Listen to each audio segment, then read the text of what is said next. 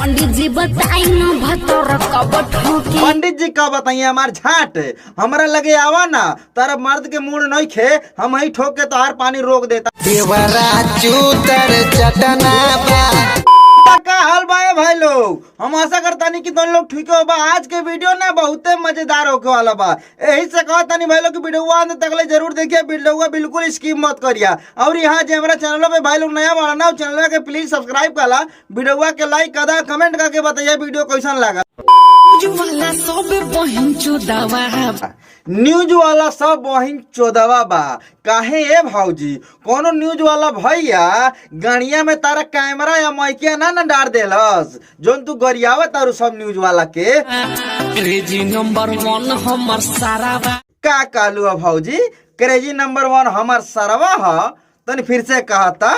Crazy number 1 हमर सारा ए हमार सार जोन तू गावत तार ना नाचे वाली भौजी के ना कहता नहीं तोहरा के कहता नहीं जोन तू गइले बाड़ा कि क्रेजी नंबर 1 हमार सरवा है।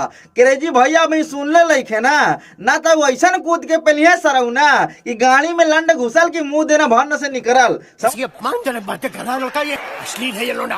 क्रेजी नंबर 1 हमर सारा सारे कैमरामैन कहता नहीं वीडियो हटा दे सरवना था कूद के बाद तही के पेल दे गुस्सा लगता हमारा जो नहीं कहते क्रेजी भैया के कि क्रेजी नंबर 1 हमार सरवा हटा सरवा वीडियो।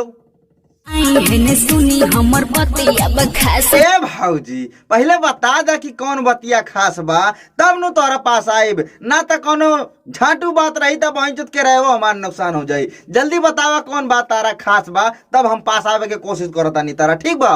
तो नहीं के हमर से अब बर्दाश्त। ए भाऊजी कौन चीज तारा बर्दाश्त नहीं के हो तनी साफ साफ कह ना केहू झगड़ा वगड़ा कइले बा मार करे के कहता रू साफ साफ कहा तनी हमरो समझ में आवे कि कौन चीज तारा बर्दाश्त नहीं के हो ठीक बा। जवानी पानी कैसे लेके रोक। अच्छा पानी छोड़ा था जवानी बोला कैसे रोकी ता ये भौजी चली आवा हमरा लगे हम धोइले बानी एगो सामान और उस सामान जब तू हमरा लगे चली अबू तोहरा जुगाड़ में तनी बार तेल लगा के ना और गप देना मार दे सरवा जाम हो जाई पानी एको बुन कबो ना चुई समझ लू।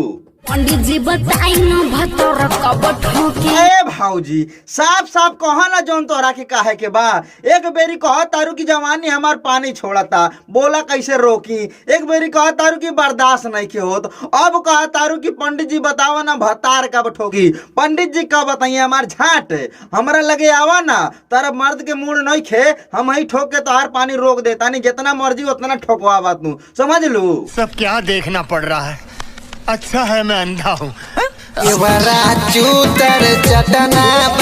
करे सरवा कैमरा मैन कहते लगाओ तारे रे देखा तारे सरवा का गावता कहता कि देवरा चूतर चटना है। अब यह सब रह गई बहन तो चाटे खाती बाग सारे हटावी गाना के देवरा चूतर चटना फिर से वह चांद ले सारे ठीक बा झांटिया हम कुछ ना बनाए वीडियो ठीक बा बाग सरवा झांट भर के गाना लगाओ तारा झांट